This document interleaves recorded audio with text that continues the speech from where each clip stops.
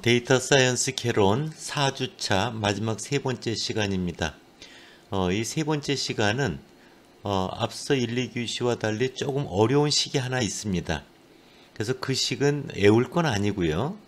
여러분들이 나중에 오프라인에 오면은 그 식이 왜 그렇게 됐는지를 칠판에서 다시 한번 여러분들한테 반드시 이해될 수 있도록 설명을 하고 또 예를 또 풀어줌으로써 여러분들한테 이해를 돕도록 하겠습니다. 그래서 혹시라도 여러분들이 그 강의를 들으면서 그 식에 대해서 조금 이해가 안 된다 생각이 들면은 오프라인에서 또는 뭐 다른 카톡이나 이런 것 통해 전화로 물어봐도 친절하게 응답해 줄 수 있습니다. 네, 슬라이드를 넘기겠습니다. 앞서 우리가 그 결합 확률, 또 주변 확률, 조건부 확률 이런 걸 여러분들에게 알려줬습니다. 또 하나 되게 중요한 개념이 이제 독립이라고 하는 개념인데요. 여러분들 독립 그러면 대한독립만세 이런 거 들어봤잖아요. 그렇죠? 그때 대한독립만세는 뭐예요?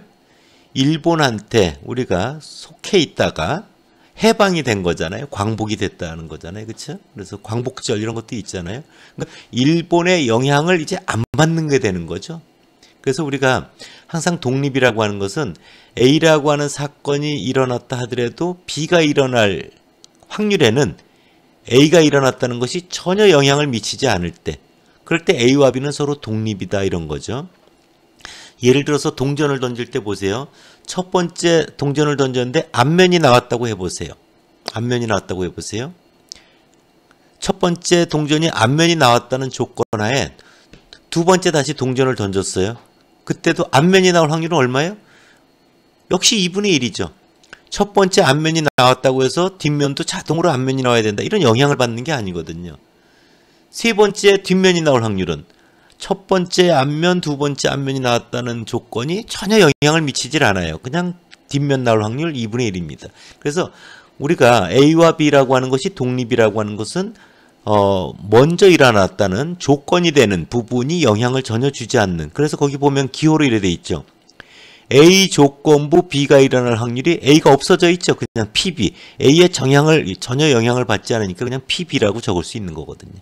그런 것들이 A와 B가 독립이다. 그러면 앞서 우리가 결합 확률, 즉 A와 B의 교집합의 확률이 PA 곱하기 P, A 조건부 B, B 짝대기 A 이렇게 돼 있었잖아요. 거기서 A에 전혀 영향을 안 받으면 A 조건부 B의 확률이 PB로 바뀌겠죠. 그냥.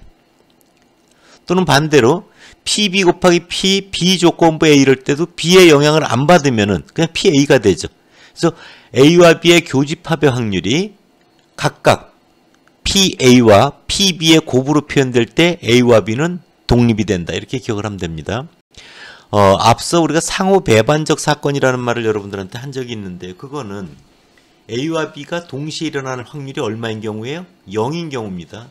A와 B가 동시에 일어날 수 없을 때 상호 배반이라고 하고, 독립은 A와 B가 동시에 일어날 확률이 각각 일어날 확률의 곱으로 표현될 때다라고 꼭 기억을 해주기 바랍니다. 다음 페이지로 갈게요. 이런 조건부 확률을 이용해서 굉장히 통계학에서 중요하게 다루는 정리가 있습니다. 여러분들 고등학교 때 뭐 피타고라스 정리 이런 거 들어봤잖아요. 되게 유명하죠. 이 데이터 분석을 하는 사람들한테 있어서 이 베이스 정리라고 하는 것은 그만큼 중요한 그런 정리입니다. 이거는 어떤 거냐면은 그냥 먼저 이런 생각을 해보세요. 쉽게. 프로야구, 요새 이제 뭐 코로나 사태 때문에 올해 뭐 프로야구도 아직 시작을 못 했잖아요. 그럴 때 프로야구에 있어서 만약에 작년에 한화 구단이 되게 못했죠. 전문가들에게 물어봤어요. 한화 구단의 우승 확률 이렇게 물어봤어요. 한화 구단의 우승 확률 그랬더니 뭐 10분의 1이다. 10분의 1이다 그랬어요. 그러니까 리그가 시작되기 전에 한화가 우승할 확률은 전문가들은 10분의 1이라고 했다고 해보세요. 그런데 한화 구단에서 우리가 이렇게 후발대에 있는 잘 못하는 애들 우리도 우승을 한번 해봐야 되겠다 해가지고 거기에 이런 일을 벌입니다. 유현진도 스카우트해 오고요. 추신수도 우리 스카우트해 오고요. 또 김광현도 데려오고요. 이렇게 유명 선수들을 많이 데리고 왔어요. 그런 일이 있다라는 조건, 그런 일이 있은 이후에 그런 선수들을 하나 구단에서 데리고 왔다는 조건 하에 그 일이 있은 이후에 하나의 우승 확률은 10분의 1이라고 말하는 것보다는 10분의 1보다 커지는 게 맞겠죠. 커지는 게 맞을 거예요. 바로. 그래서 그런 우수한 선수들을 스카우트하기 이전에 하나의 우승 확률 10분의 1을 사전 확률이라고 하는 거고요. 사전 확률. 실질적으로 이후에 그런 우수한 선수들 스카우트한 이후에 하나의 우승 확률을 사후 확률이라고 하는 겁니다. 사후 확률. 그래서 여러분들이 보시면은 거기 베이스 정리에 여러분들 보시면 이런 걸 볼 수가 있어요. 서로 이제 그 배반으로 되어 있다는 건 서로 겹치는 게 없는 거죠. 그럴 때 주어진 사상 B, 이것이 추가적인 정보입니다. 조건이에요. 추가적인 정보의 AK는 뭐냐면은 하나의 우승이에요. 그래서 우수한 선수들을 스카우트해왔다는 B, 스카우트해왔다는 조건하에 하나의 우승 확률, 즉 P, 여러분들 P가 일어났다는 조건하에 AK, 그것이 이제 여러분들 사후 확률이 됩니다. 그 슬라이드에 보면은 여러분들 그 AK는 이제 그냥 사전 확률인데요. PB는 사후 확률이 아니고요. P 조건부 AK 확률, 위에 식에 있는, 좌측에 있는, 좀 오탑니다. 그것이 사후 확률이다. 이렇게 여러분들 보시면 됩니다. 그 식은 여러분들 그냥 봐가지고는 이해가 안 될 거예요. 그래서 이건 오프라인에서 제가 다시 이걸 유도해주고 설명을 해줄 거니까 그렇게 이해해 주시는 게 여러분들 맞을 것 같습니다. 온라인상에서 여러분들 이야기를 해드려도 소화하기가 조금 어려울 것 같아요. 예를 가지고서 여러분들 한번 그거를 살펴보도록 하겠습니다. 예를 보면 이런 거죠. 어느 대학교의 학생들이 등교하는 방법은 두 가지래요. 그러니까 등교하는 방법은 두 가지라 그랬어요. 버스를 이용하는 경우, 지하철을 이용하는 경우. 두 개가 겹치는 건 없습니다. 버스를 타고 가다가 지하철을 동시에 타는 건 없어요. 버스를 들고 지하철을 동시에 타는 건 없어요. 그래서 버스를 이용하는 확률. 그래서 P 버스가 P 가로 열고 버스 가로 닫고가 0.6. 지하철을 이용한다는 건 P 가로 열고 지하철 가로 닫고가 0.4 이런 겁니다. 그래서 버스를 이용할 확률이 얼마냐? 0.6. 지하철을 이용할 확률은 얼마냐? 0.4. 이게 사전 확률입니다. 아까로 말하면. 그런데 버스로 등교하는 경우 교통체증으로 인해서 30% 정도가 지각을 한대요. 근데 지하철을 이용할 경우에는 지각할 확률이 10%밖에 안 된대요. 그거는 이런 거죠. P 가로 열고 버스를 탔다는 조건 하에 지각이 0.3. 조건 확률이죠. P 가로 열고 지하철 지각 짝대기 지하철이죠. 가로 닫고 지하철을 탔다는 조건 하에 지각. 그건 0.1이 되는 거죠. 그렇죠? 그래서 여러분들 보면은 어느 날 한 학생이 지각을 하였다면 그 지각이 우리에게 주어진 정보입니다. 지각을 하였다면 그 학생이 버스로 등교했을 확률이 얼마냐 이렇게 지금 물어보고 있어요. 그럼 여러분들 생각을 할 때 그냥 버스로 등교할 확률은 얼마야? 0.60이죠. 버스를 타고 등교할 경우 지각할 확률이 지하철에 비해서 3배나 되니까 지각을 했다라고 하는 조건하에 버스를 탈 가능성은 분명히 0.6보다 커질 겁니다. 그래서 그거를 그 식으로 풀어놓은 걸 한번 잘 보세요. P 버스 짝대기 지각. 그러면 그건 어떻게 돼요? 일단은 P 가로 열고 지각 분의 P 버스 교집합 지각. 이렇게 되겠죠? 조건 방률에서. 그러면 지각을 했다라고 하는 거는 뭐가 돼요? 지각을 했다라고 하는 것은 버스를 타고 지각을 했던지 아니면 지하철을 타고 지각을 한 거죠. 그래서 P 가로 열고 지각을 했다 교집합 버스 가로 닫고 더하기 P 지각을 했다 교집합 지하철 가로 닫고 이렇게 되는 거죠. 그렇죠? 네. 분의 위에는 P 버스 교집합 지각 이렇게 되는 거죠. 그거를 결합 확률은 뭐예요? 조건 확률 곱하기 주변 확률로 곱해지잖아요. 그래서 P 가로 열고 지각 교집합 버스 가로 닫고가 P 지각 짝대기 버스 가로 닫고 P 버스로 곱해지고 플러스 P 지각 교집합 지하철이 P 가로 열고 지각 교집 짝대기 지하철 곱하기 P 지하철로 표현된 거예요. 그리고 분자도 보면 P 지각 교집합 버스가 P 지각 조건부 버스 곱하기 P 버스로 표현되는 거고요. 그래서 그걸 한번 집어넣어 볼게요. 버스가 탔다는 조건의 지각은 0.3이라 그랬죠, 위에서. 그리고 P 버스를 탈 확률은 얼마? 0.60이죠. 지하철을 탔다는 조건의 지각은 0.1이죠, 위에. 지하철을 탈 확률은 0.4죠. 분해, 다시 분자를 보면 P 지각 버스를 탔다는 조건의 지각은 0.3이고요. P 버스는 0.60입니다. 그래서 값이 얼마예요? 0.81로 계산돼 나온 겁니다. 이런 것들을 이제 베이스라고 하는 추가적인 정보가 있을 때 그것을 활용하여 그런 일이 있은 이후에 사후 확률을 어떻게 계산해야 되는가라는 조건부 확률을 이용한 그런 확률 계산을 이제 베이스 정리라고 하는 거고, 그 예를 통해서 보여줬습니다. 여러분들이 오프라인에 오게 되면은요, 다시 얘기하지만 제가 이 베이스 정리를 다시 유도를 반드시 여러분들 이해할 수 있게 해줄 거고요. 그리고 예제 문제도 반드시 풀어주면서 소화를 시켜드리도록 하겠습니다. 그래서 앞에 있는 그 복잡한 식은 일단 여러분들 마음 편안하게 그냥 가지고 있길 바랍니다. 다음 페이지로 넘어가 볼게요.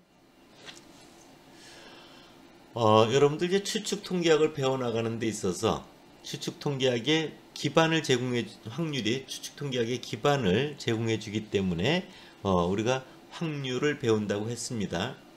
그래서 여러분들 이제 제 4장에 있는 확률 변수와 분포 함수에 있어서 확률을 왜 배워야 되는가 이런 걸 여러분들에게 얘기를 했는데요. 이제 확률 외에 분포라는 말이 나와요. 분포는 여러분들 늘 얘기를 한번 말씀을 드렸잖아요.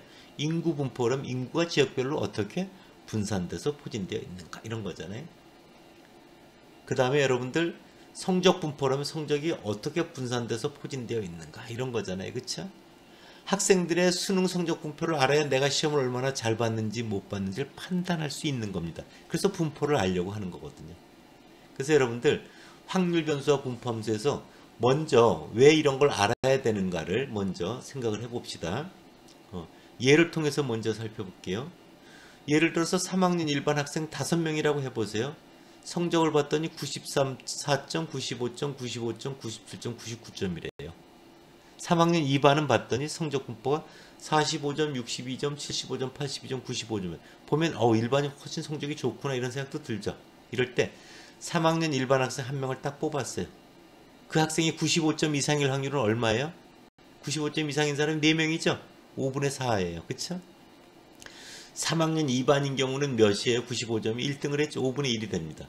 즉 자료에 대한 성적 분포를 성적이 어떻게 분산돼서 포진되었는지를 알아야 우리가 원하는 확실성, 불확실성 정도를 알아낼 수가 있죠. 그쵸? 3학년 일반 학생이 성적이 뭔지를 전혀 몰라요. 그럼 그 학생 한 명을 뽑았을 때 그 학생이 95점 이상의 확률을 알아야 알 수가 없게 되는 거거든요. 그래서 자료가 어떻게 분산돼서 포진되어 있는지를 알지 못하면 어떤 확실성, 불확실성을 갖고도 짐작해낼 수가 없는 겁니다. 그래서 우리가 이렇게 통계적인 추정과 검정, 통계적 추론이라고 하는 건데요. 그런 걸 위해서는 자료가 어떻게 분산돼서 포진되어 있는지를 알아야 된다는 걸 여러분들 생각을 해보기 바랍니다. 그래서 특히 우리는 우리가 관심을 두고 있는 모집단 전체에서 일부를 뽑아서 그 표본을 통해서 관찰된 내용을 통계량이라고 했죠. 통계량을 근거로 우리가 모집단에서 알고자 하는 특성을 짐작하고 추측하려고 한다 그랬어요. 그렇죠? 그렇게 제대로 올바로 추측을 하기 위해선 확률적 서술을 가지고 추측을 할 텐데 그러려면 확률과 관련되는 걸 파악할 수 있는 분포를 알아야 우리가 제대로 추정을 할 수가 있다. 이런 생각을 가지실 필요가 있습니다. 읽어볼게요. 그래서 뽑은 놈의 함수인 통계량, 뽑은 놈의 특성은 통계적 추론을 하기 위해서 이제 기본적인 요소들이에요. 왜냐하면 뽑은 평균을 이용해서 모집단의 평균을 짐작하려고 할 거고 뽑은 분산을 이용해서 모집단의 분산을 짐작하려고 할 거예요. 이렇게 표본에 의한 정보에 근거한 통계적으로 의사결정을 하기 위해서는 바로 우리가 뽑은 것의 특성, 그런 통계량이 확률적으로 어떻게 표현되어 있는지 분포를 반드시 알아야 그 확실성, 불확실성 정도를 가지고 제대로 짐작해낼 수 있다. 이런 생각을 가지면 됩니다. 그래서 우리가 분포를 배우는 이유, 확률을 배우는 뭐라고요? 추측 통계학의 기반을 제공하기 때문에. 분포를 배우는 이유는 뭐예요? 통계적 추론을 위해서. 이렇게 여러분들 기억을 꼭 해주기 바랍니다. 다음 페이지로 갈게요. 그러면 이제 여러분들 확률이라는 말도 했고요. 분포라는 말도 했습니다. 이제 우리는 확률 변수라는 말과 확률 분포라고 하는 말을 여러분들에게 이제 정리를 해주도록 할게요. 먼저 예를 여러분들 한번 보도록 하세요. 거기 보면요. 동전을 3번 반복해서 던지는 실험을 한번 해본다고 했어요. 동전의 앞면이 나오면 H, 뒷면이 나오면 T라고 할 때 나올 수 있는 모든 결과들을 모아놓은 건 뭐라고요? 표본 공간. 그래서 쓰는 거기 HH부터 맨 끝에 TTT까지 8가지가 있는 걸 여러분들 볼 수가 있을 겁니다. 그렇죠? 이럴 때 우리가 확률 변수 X를 이렇게 표현해 봐요. 앞면이 나타나는 횟수. 다시 뭐라고요? 확률 변수 X는 앞면이 나타나는 횟수. 그러면 동전을 3번 던지면 앞면이 나타나는 횟수는 뭐예요? 한 번도 안 나오던지 0, 한 번 나오던지 1, 2번 나오던지 2, 3번 나오던지 다 앞면 나온 경우죠. 이거밖에 없죠. 그렇죠? 그래서 확률 변수 X는 앞면이 나타나는 횟수라고 하는 실수값으로 정의가 되어 있어요. 그래서 확률 변수 X에 대응되는 새로운 표본 공간 S-라고 하면 거기는 앞면이 하나도 안 나온 경우 0부터 앞면이 3번 나온 3까지 0, 1, 2, 3으로 됩니다. 보면요. 먼저 동전을 3번 던져서 나올 수 있는 표본 공간 S는 HH부터 TTT까지 8가지였죠. 그렇죠? 근데 확률 변수 X로 새롭게 정의를 하면요. 똑같은 거를 표본 공간 S의 원소가 0, 1, 2, 3으로 4개밖에 안 되잖아요. 그렇죠? 그리고 숫자로 돼 있으니까 훨씬 더 다루기가 편리해졌죠. 그래서 여러분들 봐봐요. HHH는 앞면이 나온 횟수가 3이니까 S-로 보면 3이 돼요. 그 다음에 예를 들어서 TTT는 뭐예요? 앞면이 나타나는 횟수가 0이니까 S-로 보면 0에 해당되는 겁니다. 그래서 훨씬 더 이렇게 확률 변수 X를 정의를 하고 나면은 우리가 실험을 통해서 얻게 된 결과를 다루기가 훨씬 편리해집니다. 그래서 확률 변수는 이제 얘기할게요. 표본 공간에 나온 모든 결과 HHH부터 TTT까지를 새로운 표본 공간은 숫자로 돼 있죠. 앞면이라는 횟수 0, 1, 2, 3으로 연결해주는 거예요. 대응시켜주는 함수. 다시 표본 공간의 모든 결과들을 새로운 표본 공간인 실수, 수직선상의 숫자 값으로 연결시켜주는, 대응시켜주는 함수. 이거를 뭐라고 한다? 확률 변수라고 한다. 이렇게 생각하면 됩니다. 다음 페이지로 가볼게요. 읽어볼게요. 슬라이드 넘버 7번입니다. 확률 변수 X가 취할 수 있는 값들이 있어요. 그러한 값들을 취할 가능성을 이제 대응시켜 주도록 한번 해볼게요. 자, 확률 변수 X는 아까 앞에 의해서 뭐였죠? 0, 1, 2, 3 이렇게 4가지였죠. 0, 1, 2, 3. 0은 뭐예요? 앞면이라는 횟수가 0번인 경우. 그래서 TTT죠. 그래서 대응되는 확률은 얼마예요? 8분의 1입니다. 1인 경우는 앞면이라는 횟수가 1인 경우는 몇 가지 있어요? HTT, THT, TTH 3가지가 있죠. 그래서 X가 0, 이 X가 1에 해당되는 앞면이라는 횟수가 한 번에 해당되는 건 8가지 중에 8분의 3이 됩니다. H가 2인 경우는요. HHT, HTH, THH 역시 3가지죠. 그래서 대응되는 확률은 8분의 3이 됩니다. 마지막 H가 앞면이라는 횟수가 3인 경우는요. HHH 한 가지죠. 그래서 대응되는 확률이 8분의 1이 됩니다. 그래서 한번 읽어볼게요. 두 번째 문장부터 읽어볼게요. 앞에서 다룬 동전 던지기에서 발생할 수 있는 모든 경우는 HHH부터 TT가 8가지이며 각 경우가 발생할 확률은 모두 8분의 1로 동일하다. 앞면이 나타난 획수를 X로 정의하면 X가 취할 수 있는 값은 0, 1, 2, 3 4가지다. 각 값이 발생하게 될 확률은 해당되는 경우의 수에 따라 달라진다. 그래서 X가 0인 경우는 8가지 중에 한 가지. TTT, X가 1인 경우는 방금 얘기했던 세 가지, X가 2인 경우 또한 HHT부터 THX 세 가지, X가 3인 경우는 H 한 가지다. 따라서 각각에 대응되는 확률이 8분의 1, 8분의 3, 8분의 3, 8분의 1 된다. 이 확률을 다 더하면 얼마가 돼? 1이 됩니다. 이렇게 확률 변수 X 0, 1, 2, 3과 대응되는 확률 8분의 1, 8분의 3, 8분의 3, 8분의 1을 표로 나타낸 것, 표로 나타내 준 것. 맨 윗줄로 갈게요. 확률 분포의 의미. 확률 변수가 X가 취할 수 있는 값들과 그런 값들을 취할 가능성을 대응시켜서 표로 나타낸 것을 뭐라고 한다? 확률 분포표라고 한다. 표로 그릴 수도 있지만 여러분들 슬라이드 아래에 있는 그런 그래프로 표현할 수도 있습니다. 보면 가로축이 뭐라고 되어 있어요? X로 되어 있죠? 앞면이라는 횟수가 0, 1, 2, 3. 세로 높이가 대응되는 확률입니다. 좌측을 보면 0일 때가 8분의 1, 1일 때가 8분의 3, 2일 때가 8분의 3, 3일 때가 역시 8분의 1입니다. 그래서 여러분들 이러한 확률 분포표는 이제 뒷페이지에서 테이블로도 보여줄 텐데요. 이렇게 그래프로도 그려서 여러분들 나타내면 우리가 이해하기가 쉽다, 이런 겁니다. 다음 페이지로 가볼게요. 자, 확률 분포 다시 한번 probability distribution. 뭐라고요? 확률 변수가 취할 수 있는 값들과 그러한 값들을 취할 가능성을 대응시켜서 지금 슬라이드에서는 아래 뒤에 표로 나타내줬죠. 또는 그것을 뭐예요? 앞 페이지에서는 그래프로도 보여줬죠. 이걸 나중에 식으로도 표현해 줄 수 있습니다. 그래서 확률 변수가 취할 수 있는 값들과 그러한 값들을 취할 가능성, 확률을 대응시켜서 표나 그래프, 함수로 나타낸 것을 확률 분포라고 합니다. 그래서 제가 여러분들한테 과제를 확률 분포를 그리세요 그러면 이렇게 지금 현재 슬라이드에 있는 표같이 하셔도 되고요. 앞에 있는 그래프같이 그려도 됩니다. 그 예를 한번 보도록 할게요.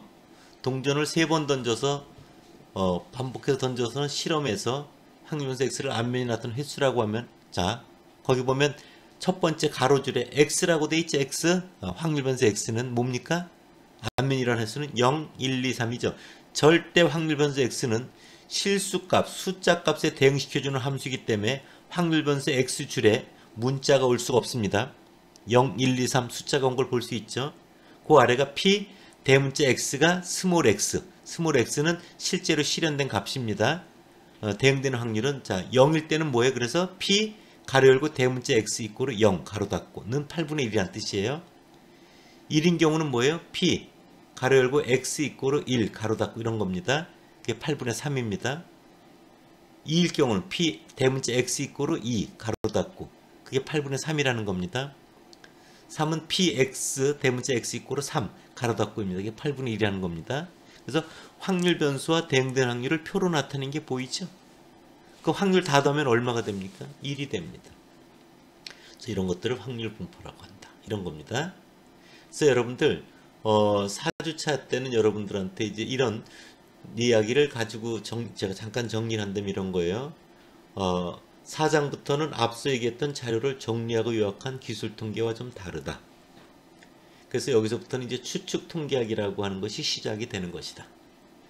추측 통계학이라고 하는 것은 모집단에서 일부 표본을 뽑아 관찰된 내용, 통계량을 근거로 모집단의 특성 모수를 짐작하는 거다. 추측하는 거다. 그렇게 통계학에서의 추측을 할 때 중요한 것은 뭐다? 그 추측이 얼마나 확실성, 불확실성을 가지고 서술을 해주게 되어 있다. 그래서 사람들이 신뢰성을 갖고 믿고 있는 것이고 사용되는 것이다. 그래서 우리가 확률을 배우는 이유는 뭐다? 그런 추측 통계학의 기반을 제공하기 때문에 그렇다. 그래서 확률을 배워야 되는 이유와 확률에 대해서 여러분들 정의를 내렸고요. 그 확률에서 알아야 될 결합 확률, 조건부 확률, 주변 확률 이런 걸 여러분들 실제 표와 더불어서 여러분들한테 설명을 드렸습니다. 그리고 그런 것들에 있어서 사전에 일어난 어떤 조건부 확률에서 그 다음에 일어날 사건에 영향을 주지 않을 때 두 사건이 독립이라고 하는 개념도 여러분들에게 이야기를 해줬고요. 그런 조건부 확률을 이용해서 여러분들 베이지성이라고 하는 사전에 결정된 확률에 추가적인 일이 있었어요. 추가적인 정보가 발생한 이후에 사후에는 그 확률이 달라져야 되겠죠. 그래서 그런 사후 확률을 계산하는 베이스 정리라는 것도 여러분들 했는데 그 식은 여러분들 나중에 오프라인에서 얘기를 하고 온라인에서는 예를 통해서 여러분들 하나 설명을 드렸습니다.